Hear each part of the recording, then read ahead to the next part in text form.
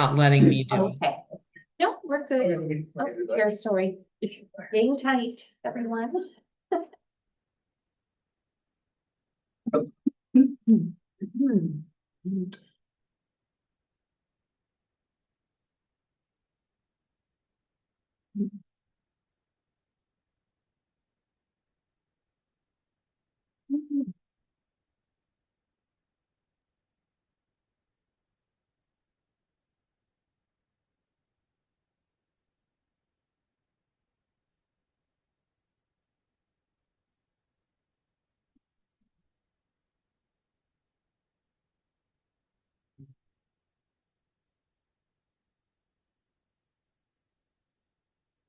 Perfect. Okay, I think we're all set. So to start today, we're going to do our meditation practice, sort of reflecting on the conversation that we had earlier, just to help us all relax and be present here in the moment. Before we do that, we ask you kindly to check in with your dashboard. So that's checking in with your crisis risk. Hopefully you're low. Then looking into that window of tolerance. Hopefully you're within the window of tolerance. If you're outside, try using the DBT skills. We talked about pause or that rest skill. Relax, taking that pause, step back, breathe for a moment.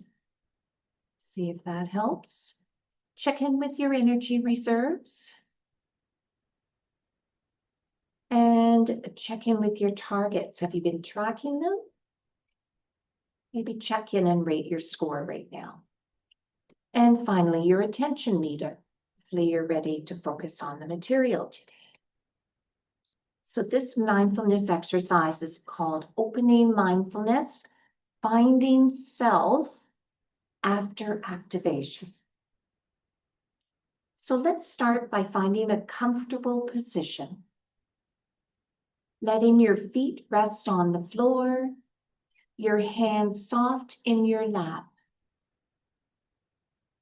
And gently allowing your eyes to close or soften its gaze downward. Take a breath in and slowly release it. And another breath in. Letting the out breath be just a little longer than the in breath. One more. And as you exhale, let your body settle a little more fully into this moment. We begin today by simply arriving, not fixing anything, not figuring anything out. Just arriving here in this room, in this body, in this breath. Notice what's present for you right now. There may be thoughts, perhaps some feelings left over from last week or from the week in between. There may be some tension somewhere in the body, or perhaps a kind of guardedness you hadn't quite noticed until now.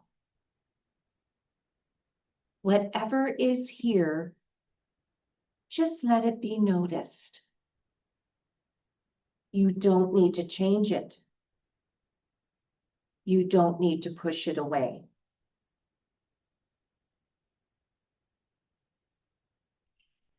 Now gently bring your mind the idea that everything you're noticing, every thought, every feeling, every sensation may be a part of you trying to do something, trying to protect, trying to manage, trying to make sense of something that felt difficult or confusing.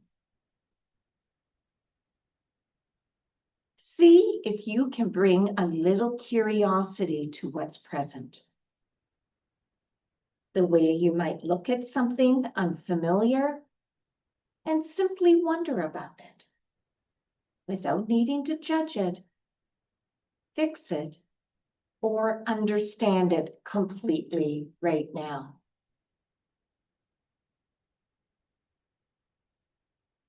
If you notice judgment arising towards yourself, towards others, towards what happened last week, that's okay.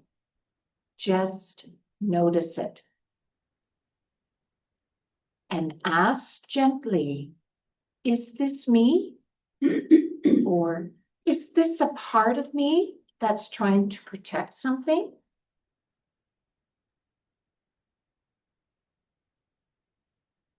Take a breath.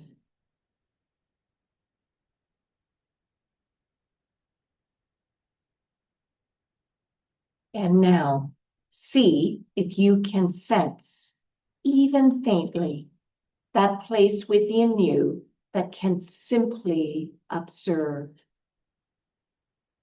The part of you that has been here through everything, that can notice your parts without becoming them, that is curious rather than reactive, steady rather than swept away. This is self. You may only feel a whisper of it right now. That's enough. Even a small opening towards self is self.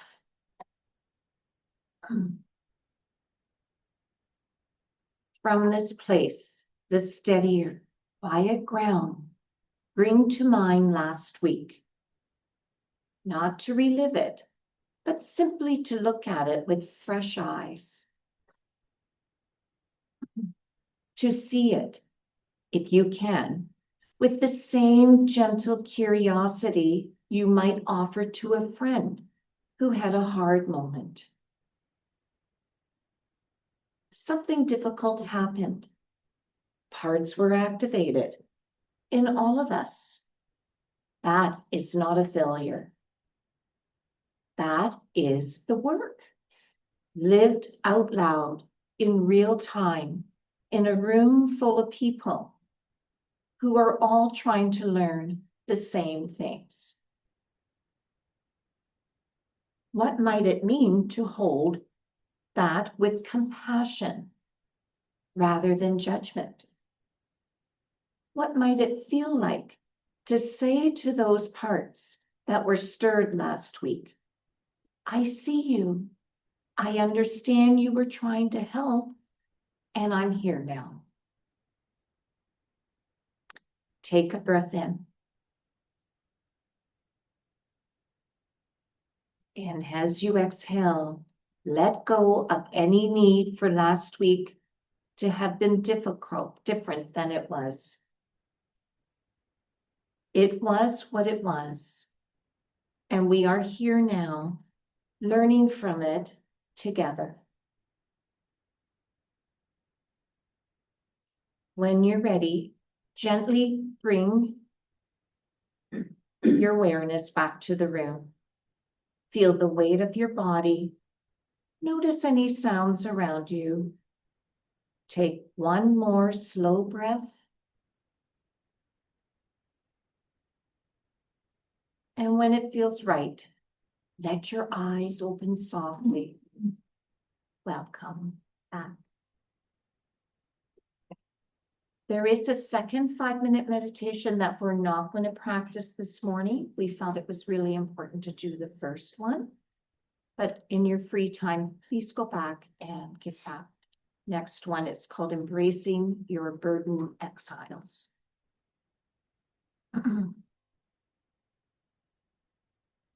Here is our course schedule, week 27, April 29th.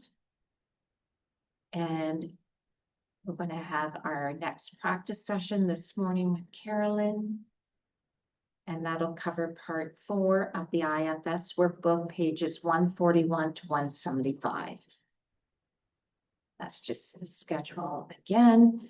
So our focus today will be embracing your burden exiles. If there's any announcements, I think you do that. So homework from last week was work on part 3 of the IFS workbook, befriending your activated firefighters, and they were on pages 104 to 137 of the workbook, or the third part of the session, 24 to 29 slides sent to you. They can also be found on the Simple Course website. Homework for next week. So work on part, it's fine, Should be fine. of the IFS workbook. Four next week? Oh yeah, 5 is just the B. There you Okay. go. Of the IFS workbook, embracing your burdened exiles, and those are from pages 142 to 175 of the workbook, or the fourth part of the session, 24 to 29 slides sent to you, also on the website. This is the homework habits checklist. If you're having trouble with this homework, please review and see if you can find any little helpful skills. The reminder of participant agreements. Weekly announcements. As you know, this is the first year we're expanding the IFS section of the course. As such, we're learning on the fly. A few people suggested that we should leave questions and comments to the end of Kate and Stu's segment rather than have after each little section. We're grateful for your feedback and we will try that. Emailed questions, comments, and feedback. Last week you mentioned something about Barbara Coloroso. Can you elaborate, please? Barbara Coloroso teaches a simple framework for non-negotiable limits in parenting that can also be applied to help us determine behaviors that must be stopped and distinguish them from those that can be discussed in other contexts. The behaviors that must be stopped are: 1, illegal, anything that breaks the law, stealing, vandalism, or assault. 2, immoral behaviors that violate core ethical principles, especially harm to others. Examples being cruelty, bullying, lying in ways that hurt others. 3, unhealthy or harmful or dangerous. Actions that put the child or others at physical or psychological risk, such as substance abuse, reckless behavior, self-harm, and dangerous online activity. Coloroso's deeper point is, be firm and absolute with these 3 categories, but flexible and negotiable with most other things. This allows parents, clinicians, and all of us to avoid unnecessary power struggles, focus authority where it truly matters, and support others' autonomy in areas that are not core safety or moral concerns. If it's illegal, immoral, or unhealthy, it's not negotiable. These must-stop behaviors are often protector-driven actions, such as firefighters being especially that. The limits are set on the behaviors, not the part or the person. The stance becomes, I understand why a part of you wants to do this. At an appropriate time and place, we want to help you understand that part. At other times, we want to help your system use the DBT skills to pause its behavior. Please stop recording.